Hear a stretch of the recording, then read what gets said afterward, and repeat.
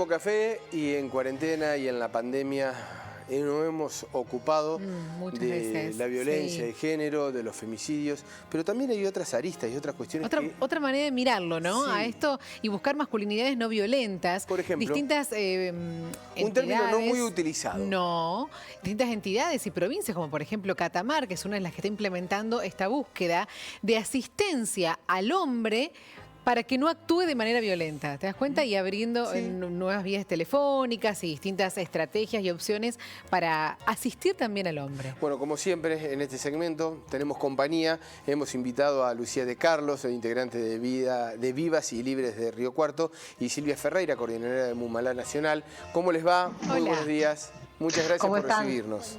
¿Cómo están? Bienvenidas a las dos. Bien, muchas gracias a ambas. Bueno, cuéntenos esta manera, porque hablamos muchísimo de violencia, acá hemos contado la cantidad de casos que hubo en esta cuarentena, que realmente nos entristece muchísimo, pero cuéntenos de qué manera se desarrolla esta otra mirada de estos hechos también tan atroces y terribles. Bueno, nosotras en particular desde Mumalá venimos desde hace un tiempo ya trabajando esta necesidad, ¿no?, de promover nuevas masculinidades. Me recuerdo que en el verano estuvimos con una campaña fuerte con esto a partir del asesinato de Fernando Báez, no sé si recuerdan, porque ese crimen abrió un debate importante en la sociedad sobre cómo se estaban gestando estas masculinidades hegemónicas en toda la sociedad y cuáles son las consecuencias, ¿no? Que no solamente sufrimos las mujeres, sino que, bueno, estaban bien manifiestos en este crimen. Y a partir de ahí empezamos a generar un debate, esta discusión que nos parece importante tener en cuenta, porque la propia ley de erradicación y prevención de violencia hacia las mujeres contempla la necesidad de reeducar a los agresores, ¿no es cierto? Entonces, esto es una pata más de las políticas de prevención que a nuestro entender debieran tener lugar en todo el país para poder abordar este flagelo que es la violencia de género, ¿no? Lucía, cuesta mucho el femicidio, cuesta mucho la violencia de género. Me imagino este apartado, ¿no? Esta mirada que hay sobre esta violencia. Cuesta mucho más, digo, visibilizarla, que se entienda a nivel contexto social. Cuesta, sí, y sobre todo en nuestra provincia, en la que tenemos los órganos de aplicación que realmente tienen muchas carencias en términos de presupuesto, humanos y tal. Entonces llegamos a situaciones en las que una vez producida la violencia de género, es muy difícil que los hombres puedan tomar terapias, digamos, o diversas herramientas como para poder reeducarse, como decía la invitada recién, porque realmente no están preparados para eso, ¿no? Entonces, si llega la mujer a hacer terapia, ya el hombre no puede porque estarían compartiendo el mismo espacio, y realmente es necesario que se asigne más presupuesto para esto, para que se pueda trabajar más a fondo, ¿no? Que realmente puedan estar accediendo a estas terapias. Y más allá de eso, importante destacar también que todos estamos atravesados por el patriarcado, ¿no? Entonces que por ahí, antes de llegar a esta instancia en la que ya se produjo el hecho de violencia, es necesario que todos repensemos estas prácticas, ¿no? Y así como lo hacemos las mujeres desde el feminismo, bueno, que ellos también tengan la posibilidad de estar de alguna manera empezando a repensarse, a cuestionar esos privilegios que ellos tienen, y que también les permita generar nuevas formas, ¿no?, de comunicarse, de empatizar con el otro, de sentir también, porque la verdad es que a los hombres desde pequeños se les dice que no pueden llorar, que tienen que ser fuertes, que tienen que ser claros, y todo esto por supuesto que no ayuda y va generando todo un caldo de cultivo, ¿no?, para que se reproduzca luego la violencia machista. Qué interesante, Silvia. ¿Y qué acciones se toman, se realizan? Porque ¿cómo abordás al hombre? Porque no es difícil que el hombre se acerque y acepte que tiene alguna actitud violenta. Ese estereotipo que estaba marcando recién. Claro, digo, ¿cómo te acercas? La primera es importante tener en cuenta en que en nuestro país tenemos vigente desde hace tiempo ya la Ley de Educación Sexual Integral, que es la herramienta más valiosa que tenemos para poder prevenir todo tipo de violencias, ¿no es cierto? Y en particular para esto que estamos charlando, de poder forjar nuevas masculinidades, lejos de esta masculinidad hegemónica que es la que estamos nosotras viviendo día a día, ¿no es cierto? Y lamentablemente tenemos que esta ley de educación sexual integral no se aplica en toda su dimensión, en todas las localidades, en todas las provincias del país, pero realmente es una de las herramientas más potentes, no solamente porque trabaja con les pibes, las pibas, sino que porque involucra a toda la comunidad educativa, no solamente docentes, sino que también padres, madres, a todo lo que rodea las instituciones educativas en cada uno de los niveles. Y la otra cosa importante que tenemos que tener en cuenta es que para nosotras es muy indispensable, más ahora en periodo de cuarentena, que haya iniciativas que puedan llevar adelante este tipo de abordaje para los varones agresores, pero bajo ningún punto de vista pueden disputar los recursos escasos que hoy están distribuidos en todo el territorio para poder abordar la violencia de género. Nos parece que tiene que haber una reasignación económica importante si realmente queremos que el Ni Una Menos sea política de Estado. Y no solamente para el abordaje en cada una de las localidades de la asistencia, el asesoramiento, el acompañamiento para las víctimas, sino también para poder trabajar en esa línea, como estaban diciendo, como se hace en Catamarca, como se hace en la provincia de Córdoba, con los límites actuales, pero que tiene que haber recursos disponibles para poder abordarlo en toda su dimensión.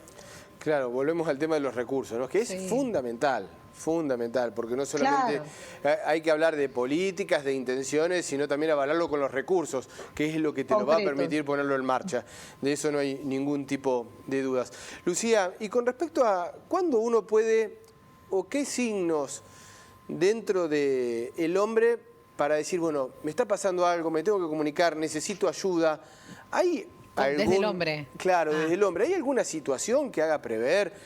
La mujer como pareja, como familia, ¿se le puede indicar? Fíjate que estamos transitando por un lugar que peligroso. que puede terminar en un lugar que no es recomendable. Sí, bueno, mirá. Digo, para evitar el hecho, ¿no? Para evitar esa primera vez. Sí. Decíamos en programas anteriores que la violencia es una espiral, ¿no? Se presenta en forma de espiral en el que se empieza con situaciones no muy agradables, cotidianas, ¿no? En las que puede haber algún insulto, algún menosprecio, que son sutiles, que son difíciles de detectar. Por ejemplo, también la asignación desigual de tareas en el hogar, ¿no? Y luego esto empieza a avanzar a situaciones más concretas de violencia física, para llegar al último eslabón, que sería el femicidio, ¿no? Entonces, bueno, quizás el hecho de estar muy receptivos a ver qué es lo que hacemos en nuestras casas, en nuestras vidas cotidianas y en nuestro trabajo, cuando tenemos que interactuar con mujeres, puede ayudarnos a visibilizar en qué momento estamos siendo machistas y en qué momento, de alguna manera, estamos subyugando a la persona que tenemos al lado porque creemos que nosotros lo podemos hacer mejor o tenemos mayor claridad para poder hacer algún desarrollo, ¿no?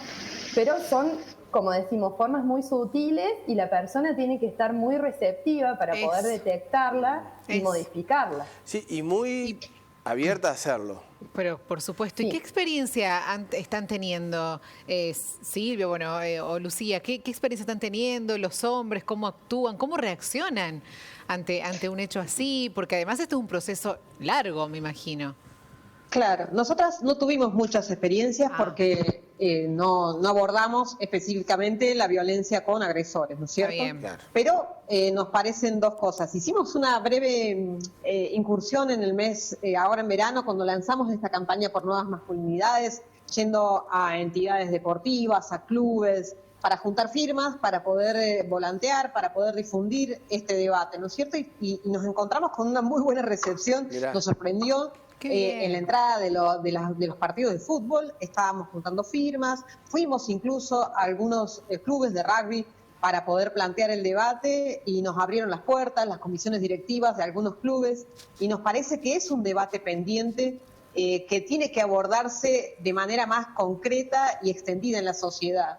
Pero en ese sentido creo que también es importante tener en cuenta que no es una relación equidistante. La relación de poder que está establecida entre un varón y una mujer en esta situación de violencia no es equidistante, no es el mismo abordaje que se necesita hacer en el caso de la mujer que en el caso del varón, porque lógicamente hay un beneficio, una distribución de poder que beneficia lógicamente al varón y que es muy difícil ser abordada para poder ser cuestionada, para poder modificarse, ¿cierto? Entonces hay que hacer experiencias, hay pocas experiencias, ustedes las mencionaron en Catamarca, en Córdoba, en Rosario, pero es indispensable hacer una síntesis, volver a hacer ensayo-error, pero es una de las patas importantes que necesitamos. Porque si pensamos que solamente la cárcel va a educar a los agresores, estamos muy lejos de encontrar la solución.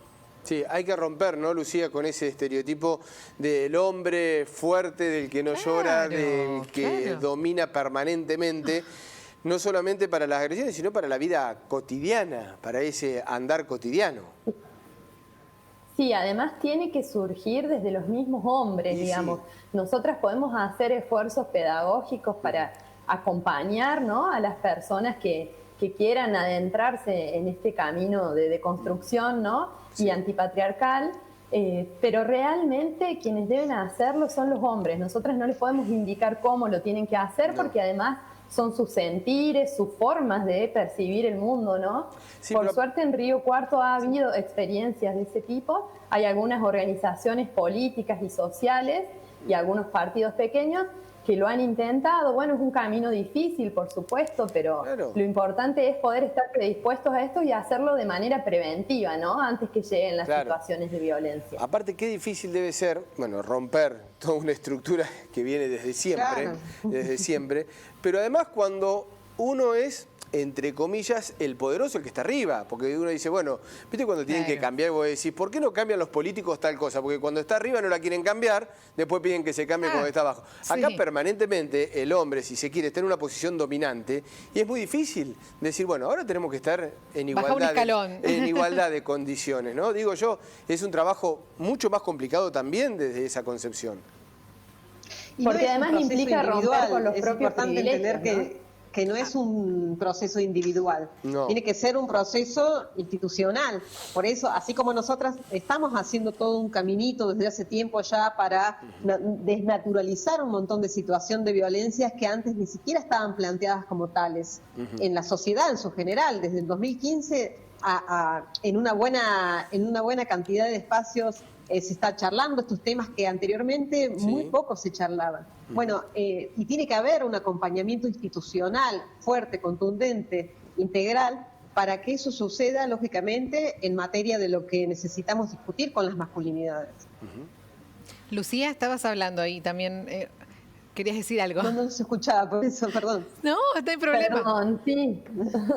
En realidad lo que planteaba, bueno, es que es difícil de parte de los hombres, porque implica quitarse privilegios, ¿no? O sea, es salir de una situación de confort en la que están más cómoda y tienen todo a favor, para de alguna manera decir, bueno, yo relego esto y le permito a la compañera que tengo al lado, a la compañera de trabajo, de la vida y tal, tener un poco más de espacio y que la distribución de estas tareas sean equitativas, ¿no? Y eso no es algo que uno lo haga naturalmente, espontáneamente. Por eso el acompañamiento que dice Silvia es fundamental y también querer salir de esa zona de confort, ¿no? Porque hay una situación ahí que es injusta, sobre todo para la persona que tenemos al lado, ¿no? Por supuesto. Y somos conscientes que va a llevar muchísimo tiempo, pero hay que empezarlo. Es un caminito que hay que empezarlo. Sí. Así es. Bueno, un placer hablar con ustedes y es importante, como lo decía Silvia, seguir hablando de este tema, ¿no? Mientras más se hable, más se puede avanzar con esto, que de a poquito fuimos modificando y cambiando muchas cosas, pero bueno, es un proceso lento, pero lo importante es visibilizar, contar experiencias buenas de las otras también, para seguir aprendiendo cómo manejarse con este tema tan doloroso. Además, volviendo un poco a lo que se tocó en la charla, seguir exigiendo los fondos, el reparto, que se siga estando presente no solamente desde la dialéctica, sino también desde las acciones concretas, que no son ni más ni menos que distribución de recursos para tratarlo, porque si no, quedamos mucho hablando de la nada. Hay una demanda importante de equipos interdisciplinarios para poder hacer frente a la atención de víctimas mujeres, ¿no? De violencia de género, y necesitamos también equipos interdisciplinarios acordes que estén capacitados para poder hacer este abordaje con los varones. Exactamente. Y además los hombres, bueno, por ahí la invitación, ¿no? A que se junten entre ellos, charlen estas problemáticas, repiensen qué fueron las cosas que fueron aprendiendo en su vida, ¿no? Para de alguna manera desarrollarse hoy en día, y repensar también, bueno, si tenemos situaciones cotidianas en las que hacemos uso sin querer quizás o sin poder visibilizarlo de estos privilegios en desmedro de las otras personas que tenemos cerca, ¿no?